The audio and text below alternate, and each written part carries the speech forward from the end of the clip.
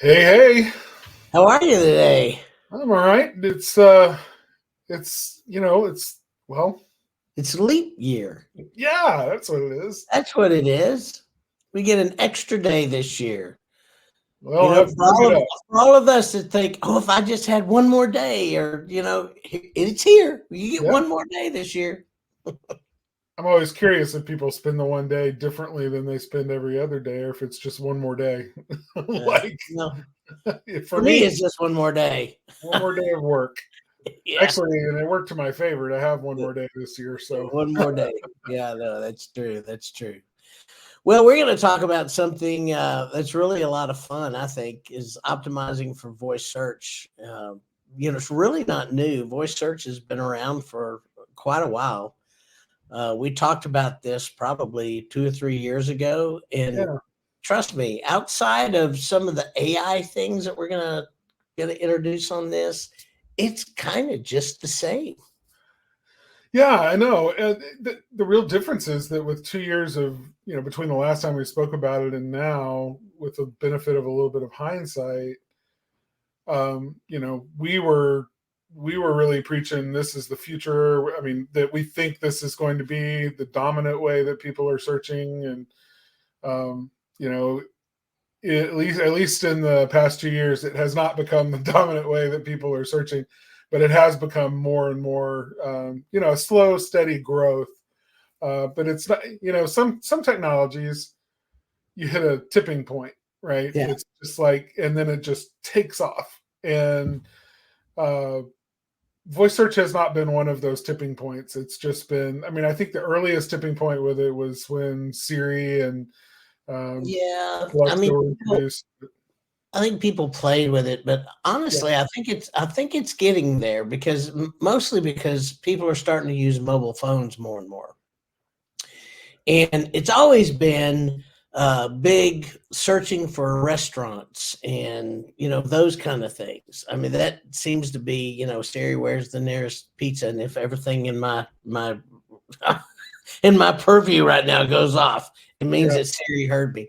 Right. um, or Google Home or whatever. I mean, I'm always amazed when I'm at one of my kids' house. Every morning they ask their Google Home, or Alexa or whatever it is for the weather. What's Mhm. the weather like today? I mean, they're in Colorado, so it's like, what's the weather? So, and if it's not one of the adults, one of the kids is asking to find out, if they need a coat or jacket or whatever's going to happen. So, I mean, it's just really kind of interesting. So those are really really interesting. I love this. Thanks, Lou. Man, you're spending your day just being so productive. That's That's great. awesome. Thanks for being here, Lou. Yeah, thank you so much. I also want to thank Will, Karen, and Jessica for the thumbs up. I really appreciate that. Um, but what's interesting to me is as I am going through how people are starting to search for AI, search on AI, it's very similar to voice search. So I think these two things are gonna kind of cross paths a little bit. The difference is one, you're actually vocalizing, and the other one you're typing. Yeah. So, and those two things are different, by the way. Well, totally different. Yeah. Yeah. I remember my dad was a dentist, and he used to dictate his charts to an assistant. He would just use a dictaphone or whatever the latest greatest technology was.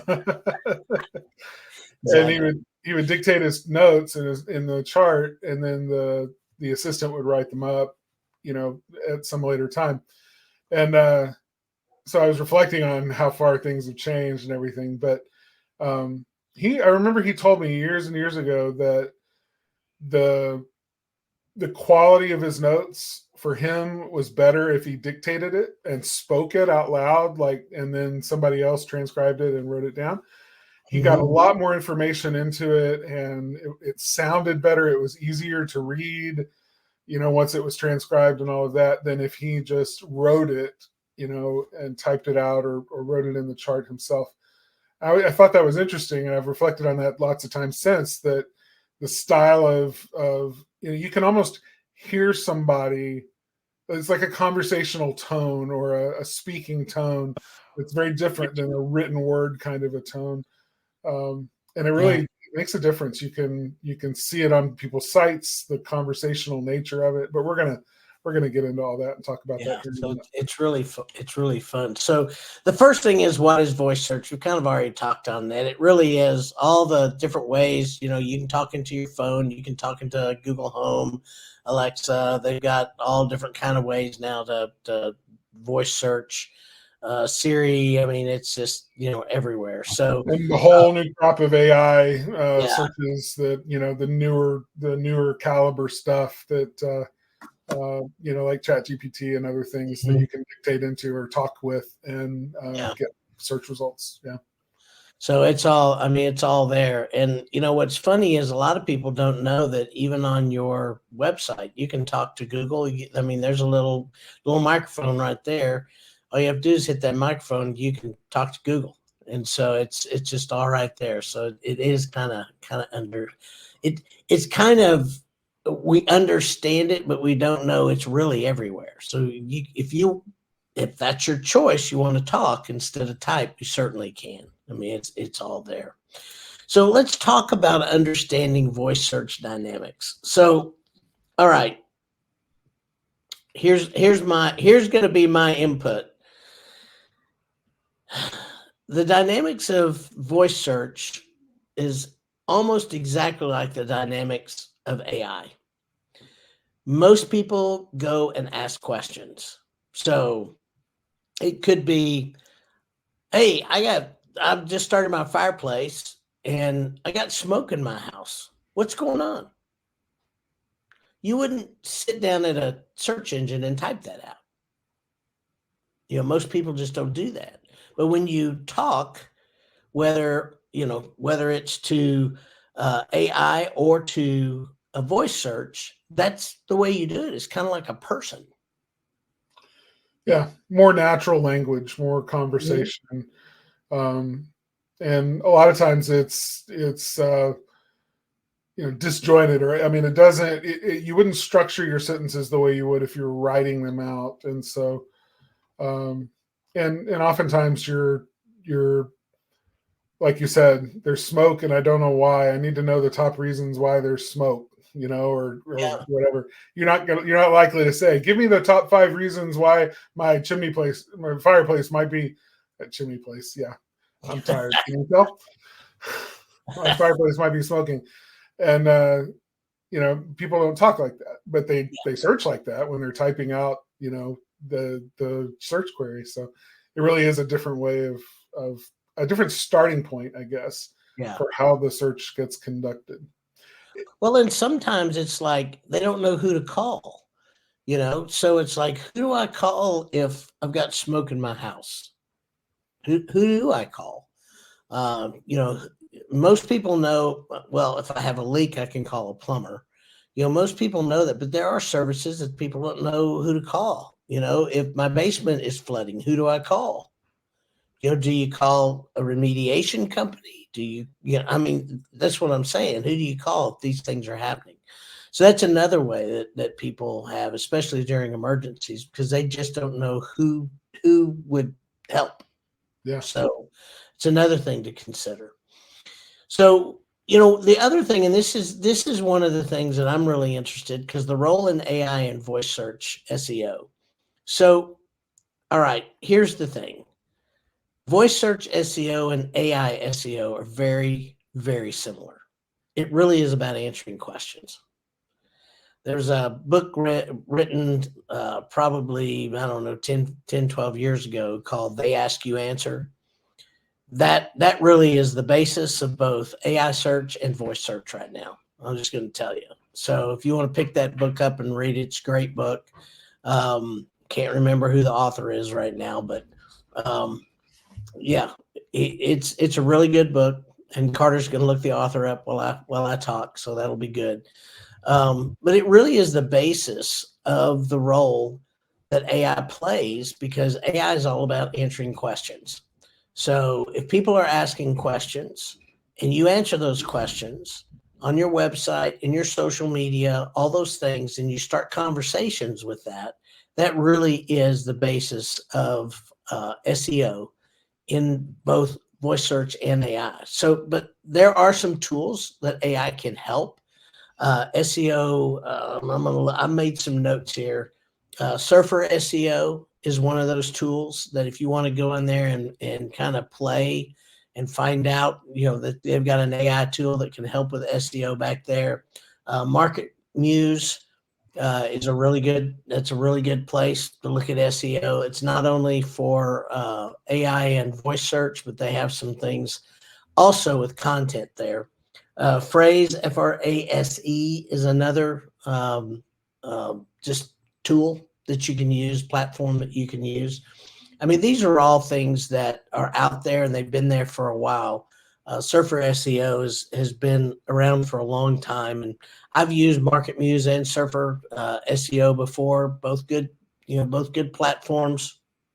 So if you're just looking for things to play around with and see how AI actually plays a part in voice search SEO, those are great tools to use.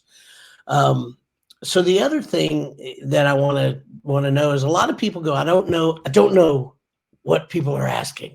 Well, first and foremost, if you've been in business for a while, you better know what people are asking. So there's two things that I'm going to tell you.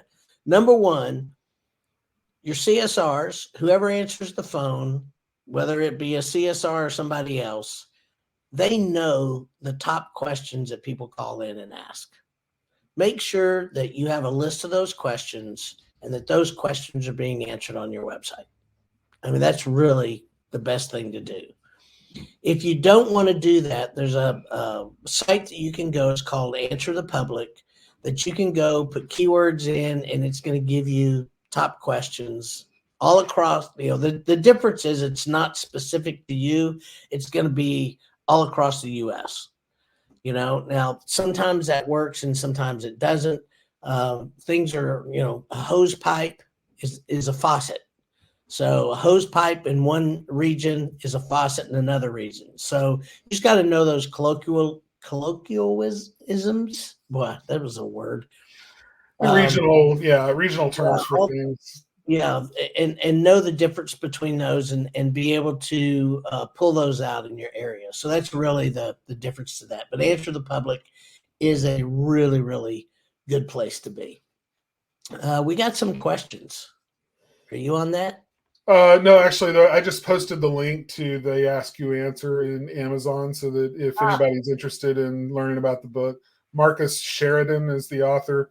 That's right. But that's the link where the book is in Amazon. And it's not an affiliate link. I don't get anything if you click it and buy it. So if we're going to talk about optimizing local SEO and voice searches, it really is about, especially local, and that's what we're going to concentrate on. It's really about optimizing your Google Business Profile. That's really the best place that you can optimize, because locally, that's where most things are going to be pulled up. Using local keywords, Moz has a tool that's Moz Local that you can go there as well. Most everybody understands local keywords and what that is, but that's really optimizing for local SEO and voice searches is just making sure that the things that come up on local are what you're optimizing for. So an example of that is if I'm searching for, pizza near me, that would be one way. But if I'm in Cottontown and I'm going to be heading to Nashville, I would want to say, I need somewhere that makes the best pizza in Nashville, Tennessee. And so I may get 4 or 5 things on the map that said, these are the best pizza in Nashville, Tennessee. So that's kind of how that works. Hopefully that makes sense. Yep. That makes sense? Yeah, it does. Because sometimes I don't make sense. So you know how that goes. And that's okay. So talk about enhancing our website compatibility for voice search. So the way that the website is built, the way that the content is written, all of those things matter if you're looking to tweak your site for better voice search compatibility or voice search results. Mobile friendliness. I mean, we've talked a lot about the mobile first move or shift that Google made to prioritize the way that a site loads and appears, and how easy it is to use on a mobile device versus desktop, that it prioritizes first the mobile experience. So making sure that, and part of the reason is, the vast number of people who are using voice search are using a mobile device to do that voice search. So that means that whatever results get shown to them on a website, it's going to be a mobile optimized experience, or a mobile experience that they have. So just making sure that your site is ready for that, and that you're presenting the content in a way that captures more potential interest from people who visit the link that's shown to them when they're doing a voice search. So Google has a mobile friendly test. Check that out. You can it's called what is it called? Page Speed Insights kind of has it. I mean, but it's a little more technical on the Page Speed Insights. It seems like I've seen a tool that mobile that I'll do a search. If we find it later, we'll link to it. But Page Speed Insights is the next thing. You want to make sure that your site loads quickly on mobile, that it's hitting all of the factors that Google uses to judge your site and qualify it as one that fits all of the criteria for a site that needs to be shown near the top of search results. So the technical aspects of it, right? So this isn't so much about content as it is about how quickly does it load, how does the site look, does it jump around a lot as it's loading? I mean, I'm sure you've all had that experience where a site starts to load and it looks one way, and then suddenly it just like rejiggers and jumps around from top to bottom and puts a button that used to be here, and then now it's down here below the fold, and you got to scroll to find it. And that's just irritating, and Google knows that that's irritating to people, and so it's looking at those things and watching what your site does as it loads, and that all becomes part of the page speed, or the insights that you can get. So just Google it, Page Speed Insights. You can enter in your web address, and it'll tell you a little bit about your homepage if you want to know. Making sure that your site is secure, that's important too. Google pays attention to that now. So if your site is not being delivered over what's called HTTPS, Hypertext Transfer Protocol secure,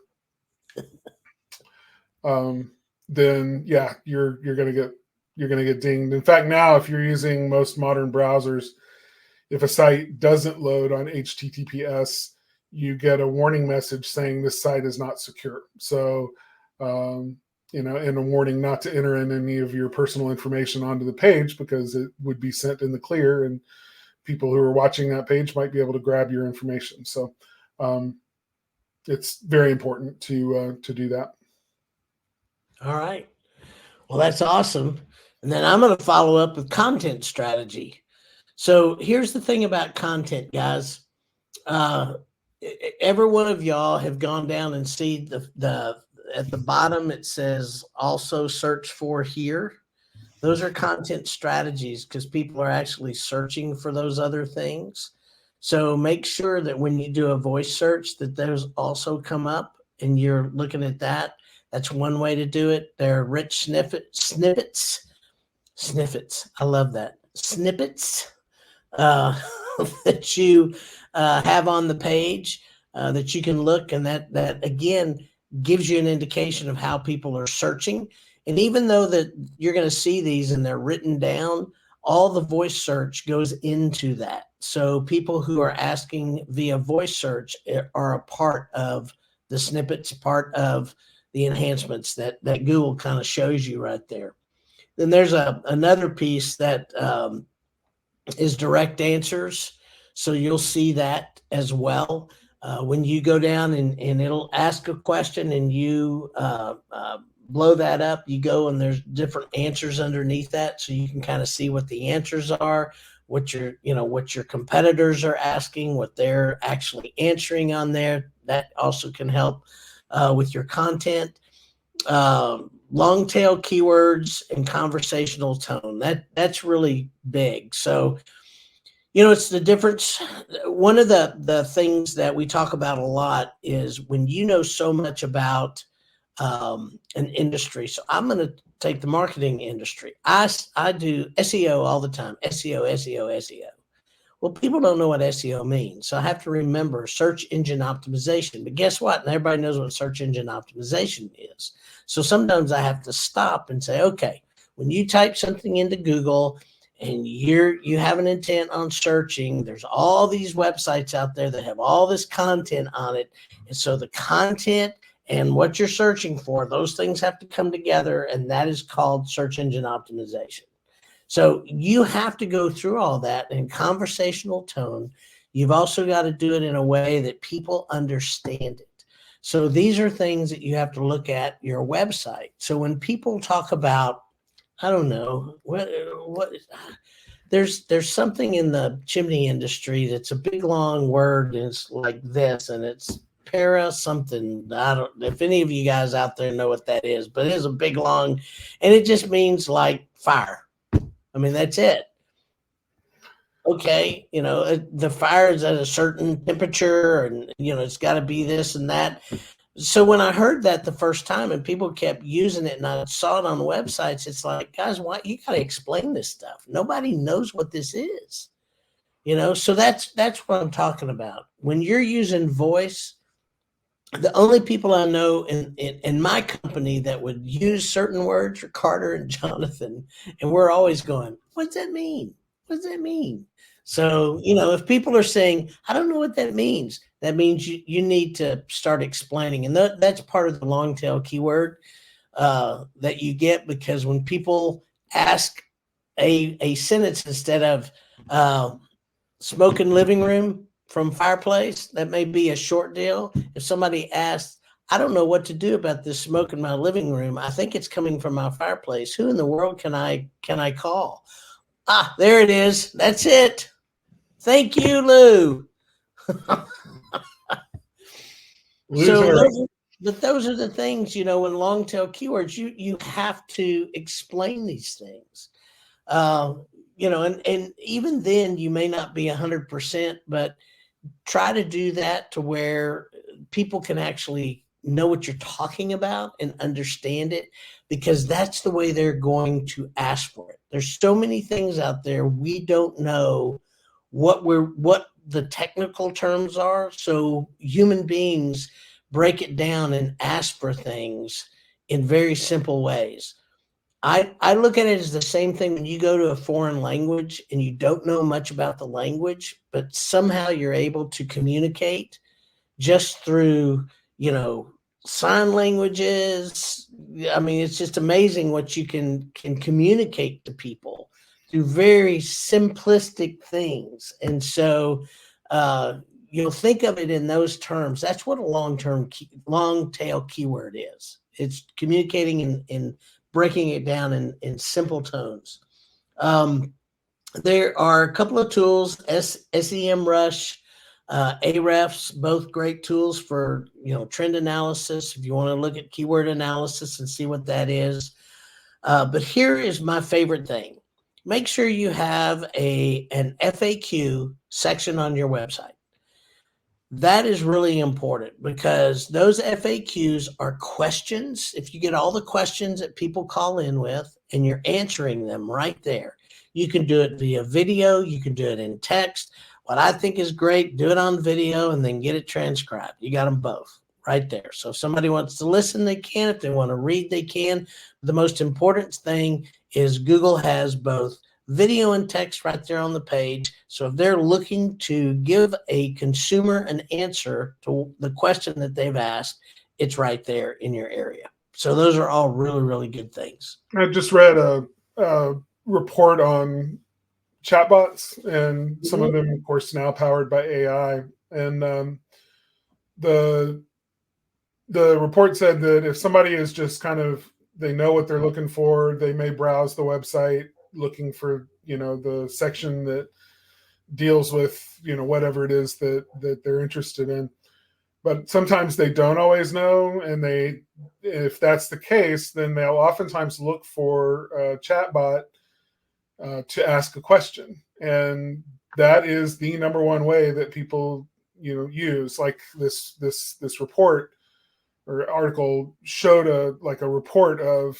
the number of questions versus other kinds of interactions that people had with a chatbot, and by far it was question driven. I mean, people ask chatbots questions, and chatbots need to know what the answers to those are. And the number one way that chatbots learn what the answers are for a particular business is from content on the website, from like a frequently asked questions section on the website. That's where those questions oftentimes get, the AI will grab those and use those as part of its response. And in fact, ours is that way too. Jenny learns from the content on a client website, and if there's a frequently asked questions section, then it will reference that and use that to answer people's questions all the time. What's also interesting about that is sometimes you have information on your website that you don't realize you have on your website. One of the things I read about just recently was a company couldn't figure out why the chatbot they were using kept giving them pricing, because the pricing was like 3 years old. And they finally went through their website to try to find it. Couldn't find it. But they had a no follow page that somebody, instead of deleting the information off the site, just put a no follow tag on it.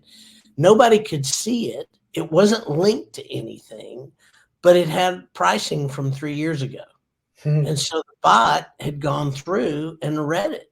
So it's also another reason that you need to make sure your website, if you're going to use a chatbot of any kind, if it's AI driven, you need to make sure that your website is up to date, all current information on there, and that is pulling all the right stuff. So that's really important too. So things happen like that, that we just don't know. We think we've done the right thing, and we don't. So let's prepare for the future. Carter, what's in the future? Well, we've already been talking about AI and chatbots and AI-powered chatbots on the website. And pretty soon, we're going to start seeing more and more. I've already seen a few out in the wild. Uh-oh. You froze up. Am I back? You're back. Okay. Yep, you're back. Said pretty soon. Pretty soon. You froze up again. Really? Yeah. It's okay. It's all right. We're with you. It's frustrating. My internet's been acting up today. So you pay all this money and this is what you get. So pretty soon, and I've already seen this out in the wild, your people are going to be able to chat with AI using voice search. Okay. Very similar to like asking Siri a question, but you would be talking directly to a chatbot on a particular website that has the answers about that business and what that, all the frequently asked questions and everything else. So it becomes more of a voice communication sort of experience versus sitting there and chatting, texting back and forth. So that's coming, and that means that your website, even more importantly, needs to be written in a conversational way, because those AIs are going to be looking to that content on your website as to establish your tone, to establish your brand voice, kind of those clues, right? Like if your brand is very proper and very, let's say you're ex-military and everything is yes ma'am, yes sir, Mr. So-and-so, Mrs. So-and-so, and you're very formal in your tone, then that'll come across. If that's your brand, then you want to make sure that the AI is pulling content from your website and understanding that that's the tone it needs to be setting when it's responding to people on your website that it's having chats with. It may be more conversational or casual, whatever, but so I think AI and voice search going hand in hand. We're going to see more and more and more of that. And here's what I'm going to put a caveat on that. And who knows what else is going to happen? Yeah, I mean, beyond that, something else comes up and we go, "Wow, that's cool. I didn't think about that." So I'm saying that because there's so many people that I know that hate change.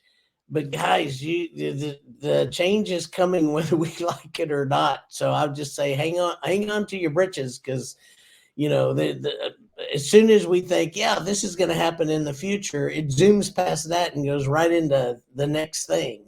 I mean, I saw today, I don't know if you saw this today, but Adobe is looking at doing text to audio, like text to music, like to tell just what you want in a musical piece, and it will create it.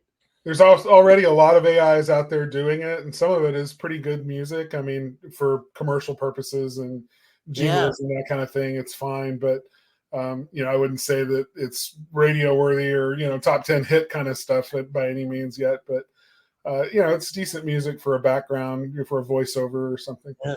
So it doesn't surprise me that Adobe would jump on that. I think there's a huge market potential there. But yeah, things are moving so fast, it's very difficult to anticipate.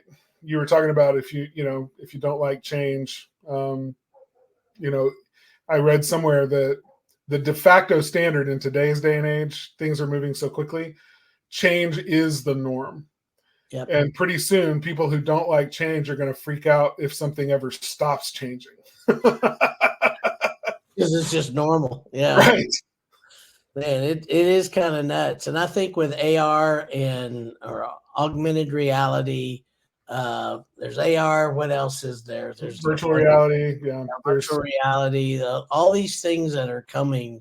One of the things, not to freak people out, but I read a really great article, now that we're talking about search and whatever, that they think eventually that we're going to be in these virtual reality situations. And so ads and stuff are going to be storefronts again in virtual settings, which I thought was really interesting. It's like, how do you do that if you're a local business? I mean, I get it if you're like a big, store or whatever.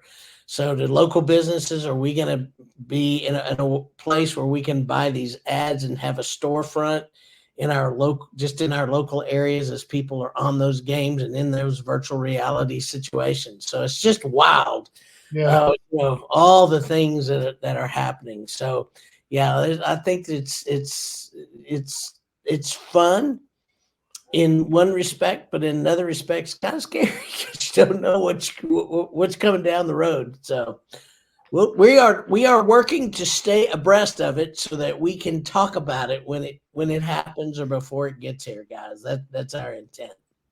Anyway, for right now, though, Spark Live is also released as a podcast on Spotify, iTunes, Google Play, Podvine, or your favorite player.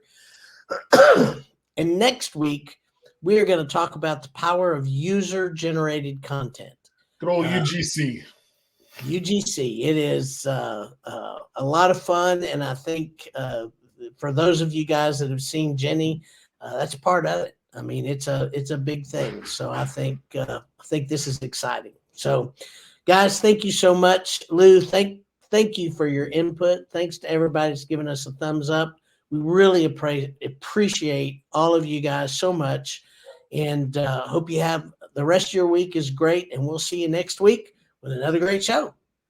Thanks, everyone.